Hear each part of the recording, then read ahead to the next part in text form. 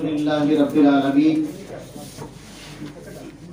আসসালাতু ওয়াসসালামু আলা রাসূলিহিল কারীম ওয়া আলা আলিহি ওয়া আসহাবিহি ওয়া বারিক ওয়া সাল্লাম। বাংলাদেশ ন্যাশনাল কংগ্রেস কর্তৃক আয়োজিত আমাদের প্রাণপ্রিয় নেতা 9 বছরের সফল রাষ্ট্রপতি পল্লীবন্ধু আলহাজ হুসাইন মোহাম্মদ এরশাদের স্মরণে আজকের যে আলোচনা সভা, এই আলোচনা সভার সম্মানিত প্রধান অতিথি আমাদের প্রাণপ্রিয় নেত্রী পল্লীবন্ধুর সহধর্মিণী বিদিশা এরশাদ, উপস্থিত বিশেষ অতিথি বৃন্দ, আমার পূর্বে যিনি বক্তব্য দিয়েছেন পল্লীবন্ধু হুসাইন মোহাম্মদ এরশাদের সময় যিনি মন্ত্রী ছিলেন জনাব নাজিমউদ্দিন আল আজাদ,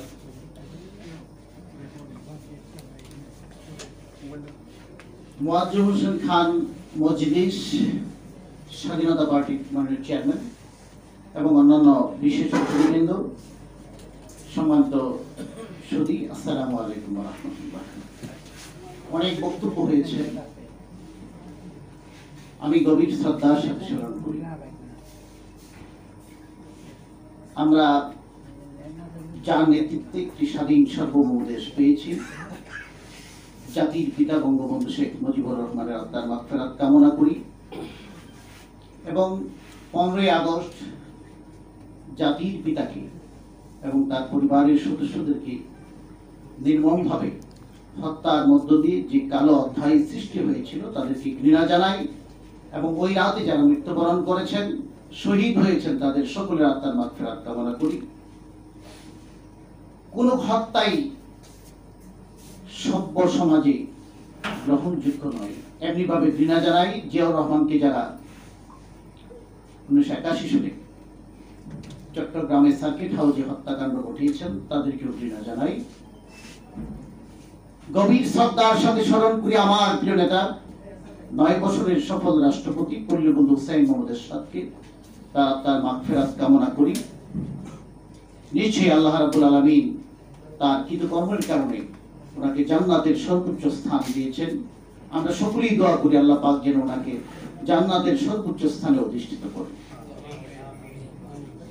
আমি ধন্যবাদ জানাই আপনাদেরকে যে অনেক ধৈর্য ধরে আপনারা এই পল্লীবন্ধু হুসাইন মোহাম্মদ এরশাদের স্মরণ সভাকে ধৈর্যের সাথে উপভোগ করছেন, বক্তাদের বক্তব্য ধৈর্যের সাথে শ্রবণ করছেন।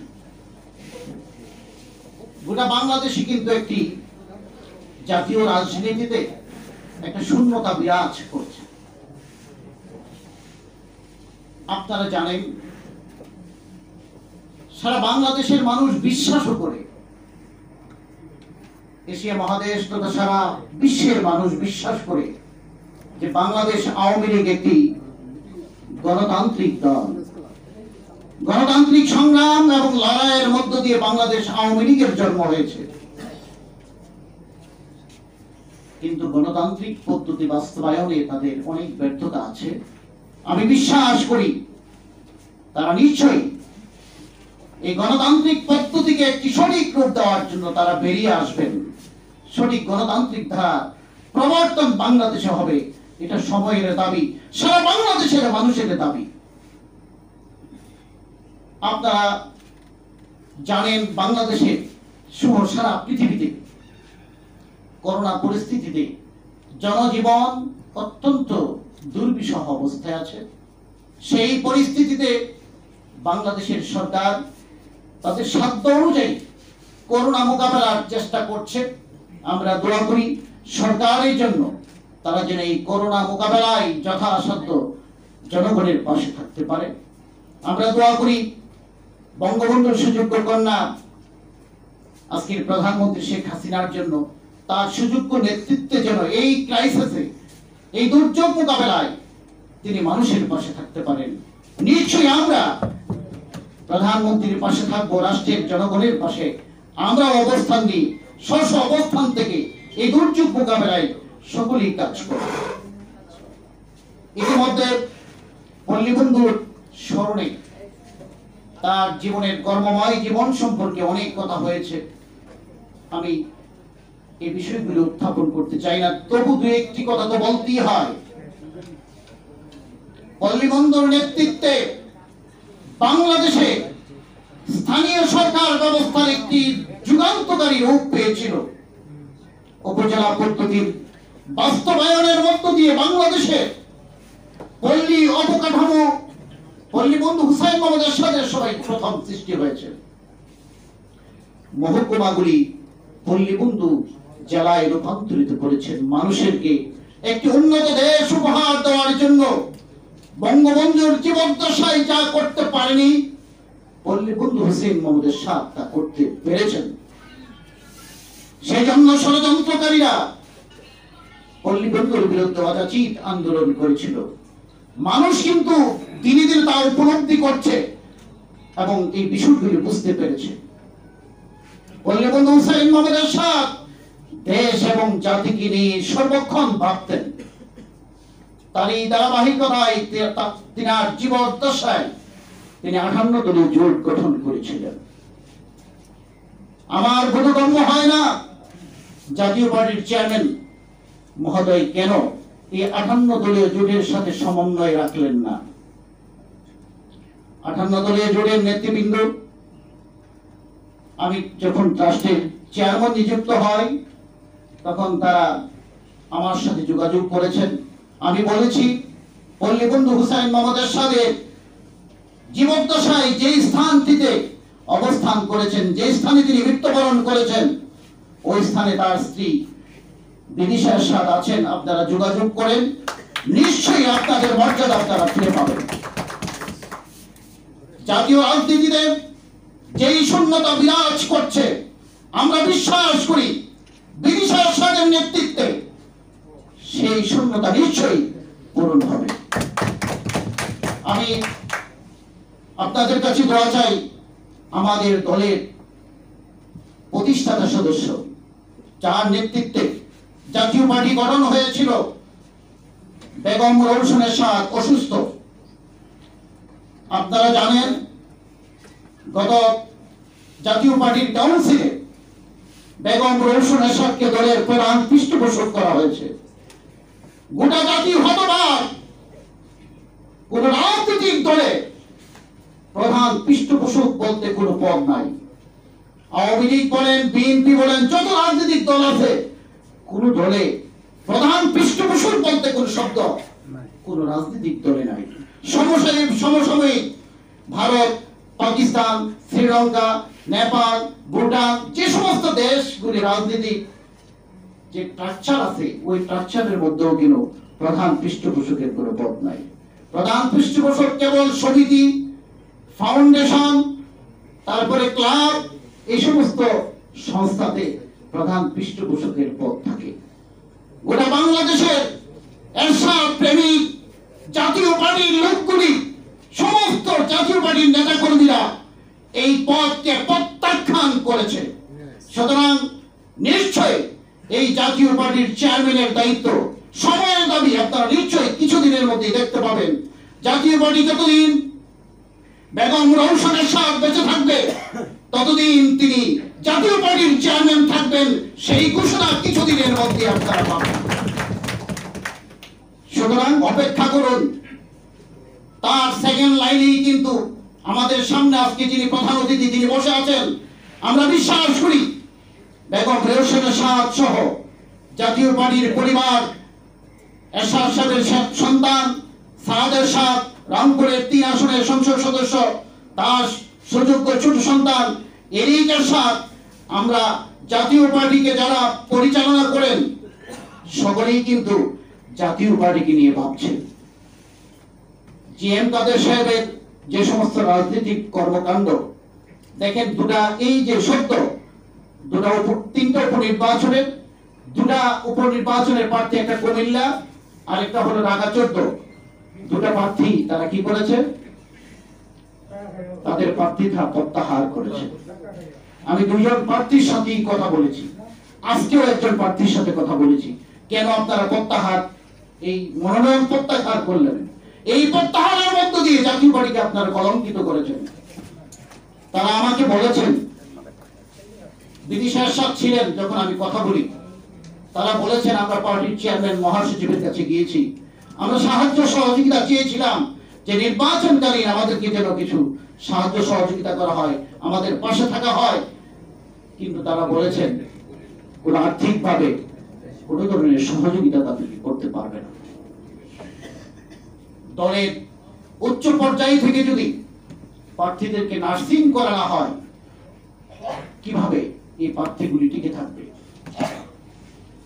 এমন কোন নির্বাচন নেই স্বাধীনতার পর থেকে যেই নির্বাচনে সকল রাজনৈতিক নেতৃবৃন্দ যারা পার্লামেন্ট নির্বাচন করে সকলেই কিন্তু আর্থিকভাবে সচ্ছল থাকে না। আর যারা প্রকৃত রাজনীতি করে তাদের তো আর্থিকভাবে সচ্ছল থাকার কথা নয়, তারা তো মানুষকে নিয়ে ভাবে, তাদের অর্থ তো মানুষের পিছনে ব্যয় হয়ে যায়, তারা তো ব্যবসায়ী নয়। সুতরাং প্রত্যেক বঙ্গবন্ধুর সময় থেকে শুরু করে অন্ত পর্যন্ত যত নির্বাচন হয়েছে, যেই প্রার্থী আর্থিকভাবে দুর্বল থাকে তাদেরকে দল থেকে তাদেরকে সহায়তা করা হয়, ঠিক কিনা? এখানে জাতীয় নেতৃবৃন্দরা এখানে উপস্থিত আছেন, সেজন্য আমি মনে করি এই প্রার্থীগুলি দল যথাযথভাবে তাদেরকে নার্সিং করতে ব্যর্থ হওয়ার কারণে আমাদের প্রার্থীগুলি তাদের প্রার্থিতা প্রত্যাহার করেছে। এই দায়ভার, এই ব্যর্থতা দলের চেয়ারম্যান হিসাবে জেএম কাদের সাহেবের উপরই বর্তায়। আপনারা জানেন সম্মেলনের পূর্বে হাইকোর্ট বিভাগ থেকে এই সম্মেলন যেন না করা হয় সেজন্য হাইকোর্ট বিভাগ থেকে একটি দিক নির্দেশনা দেওয়া হয়েছিল। সেই দিক নির্দেশনা উপেক্ষা করে তারা সম্মেলন করেছিল। প্রত্যেক দলের রাজনৈতিক দলেরই একটি আদর্শ থাকবে, গঠনতন্ত্র থাকবে। হুসাইন মাহমুদ এরশাদ যে গঠনতন্ত্র রেখেছেন, ওই গঠনতন্ত্রের মধ্যে কোনো 8 জন কো চেয়ারম্যানের পদ ছিল না, 8 জন বিভাগীয় অতিরিক্ত মহাসচিবের কোনো পদ ছিল না। সমস্ত এরশাদের গণতন্ত্রকে তারা কি করেছে? বিধ্বস্ত করেছে। জাতীয় পার্টির পরিবার তারা সিদ্ধান্ত নিয়েছে অল্প সময়ের মধ্যে যেই জাতীয় পার্টির ৬৮,০০০ গ্রামে ছড়িয়ে ছিটে আছে এরশাদের সৈনিকেরা, তাদেরকে ঐক্যবদ্ধ করার প্রশ্নে নিশ্চয়ই পরিবার একটি যুগান্তকারী সিদ্ধান্ত নেবেন। সেই সিদ্ধান্ত নিশ্চয়ই কিছুদিনের মধ্যেই দেশবাসী এই মেসেজটুকু পাবে। আমার বক্তব্যের মাঝেও আপনারা নিশ্চয়ই কিছু সংবাদ আহরণ করতে পারবেন। আমি আপনাদেরকে আহ্বান জানাই, যে সমস্ত জোটের নেতৃবৃন্দরা হুসেইন মাহমুদ এরশাদের সাথে ছিলেন, আপনারা বিদিশা এরশাদের সাথে থাকবেন, বেগম রোশন এরশাদের সাথে থাকবেন, তার পরিবারের সাথে থাকবেন। হুসাইন মাহমুদ এরশাদের রেখে যাওয়া হুসেইন মাহমুদ এরশাদের রাষ্ট্রের সাথে থাকবেন। সকল কিছু মিলেই জাতীয় পার্টি পুনর্গঠিত হবে এবং বিশ্বাস করি জাতীয় নেতৃত্বের যে শূন্যতা, সেই শূন্যতা বিদিশা এরশাদের নেতৃত্বে সেই শূন্যতা পূরণ হবে। বিদিশার নেতৃত্বে একদিন নিশ্চয়ই আল্লাহর রহমত বাংলাদেশে একটি সরকার গঠন হবে। সেই সরকার পল্লী বন্ধু হুসাইন মাহমুদ এরশাদের রেখে যাওয়া প্রাদেশিক পদ্ধতি বাস্তবায়ন করে তৃণমূলে মানুষের দৌড়গোড়ায় উন্নয়ন পৌঁছে দিবে। যেই মানুষটি উপজেলা পদ্ধতি বাস্তবায়ন করেছিলেন, বর্তমানে যে উপজেলা পদ্ধতি চলছে এটা হুসাইন মাহমুদ এরশাদের রেখে যাওয়া উপজেলা পদ্ধতি নয়। কারণ হুসাইন মাহমুদ এরশাদের যে উপজেলা পদ্ধতি ছিল, ওই উপজেলা চেয়ারম্যানের কাছে ছিল সরকারি কর্মকর্তা কর্মচারীদের, উপজেলা নির্বাহী অফিসারদের এসিআর ছিল উপজেলা চেয়ারম্যানের কাছে। সুতরাং একটা জবাবদিহিমূলক স্থানীয় সরকার ব্যবস্থা নিশ্চয়ই বিদিশা এরশাদের নেতৃত্বে প্রতিষ্ঠিত হবে। বিচার বিভাগ বিকেন্দ্রীকরণ হয়েছিল।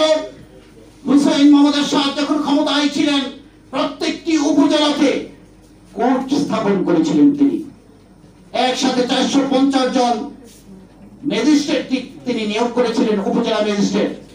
তাদের মাধ্যমে বিচার ব্যবস্থা যেন মানুষের দৌড়গোড়ায় থাকে, বিচার প্রার্থীরা যেন তারা হয়রানির শিকার না হয়, সেজন্যই কিন্তু তিনি বিচার ব্যবস্থা পৃথকীকরণ করেছিলেন। আমরা বিশ্বাস করি এই যা সম্মিলিত জাতীয় জোট হুসাইন মোহাম্মদ এরশাদের সময় ছিল, এখনো আছে। এই জাতীয় জোট আরো সম্প্রসারিত হবে, সুদৃঢ় হবে। এই জাতীয় জোটের নেতৃত্বে বাংলাদেশে একটি শান্তি প্রতিষ্ঠিত হবে, গণতান্ত্রিক পরিবেশ সৃষ্টি হবে, গণতান্ত্রিক পদ্ধতি সুদৃঢ় হবে। নিশ্চয়ই আজকের যিনি প্রধানমন্ত্রী শেখ হাসিনার শুভবুদ্ধি উদয় হবে। গণতন্ত্রের পথে হাঁটতে দিবেন, এই আহ্বান জানিয়ে এই বিবেচনা ওনার কাছে রেখে নিশ্চয়ই বঙ্গবন্ধু যে আদর্শ নিয়ে সংগ্রাম চালিয়েছিলেন, বঙ্গবন্ধু গণতন্ত্রের কথা বলেছেন, মানুষের কথা বলেছেন, ভোটের অধিকারের কথা বলেছেন। নিশ্চয়ই আজকের প্রধানমন্ত্রী সেই দিকেই ফিরে আসবেন। এই আহ্বান জানিয়ে সকলকে বিদিশার সাথে নেতৃত্বে নিশ্চয়ই এই জাতীয় জোট সম্প্রসারিত হবে, সুদৃঢ় হবে, এই প্রত্যাশা ব্যক্ত করে সকলকে ধন্যবাদ জানিয়ে আমার বক্তব্য শেষ করছি। বাংলাদেশ জিন্দাবাদ, জাতীয় পার্টি জিন্দাবাদ, পল্লী বন্ধু আলহাজ হুসাইন মোহাম্মদ এরশাদ অমর হোক। আসসালামু আলাইকুম।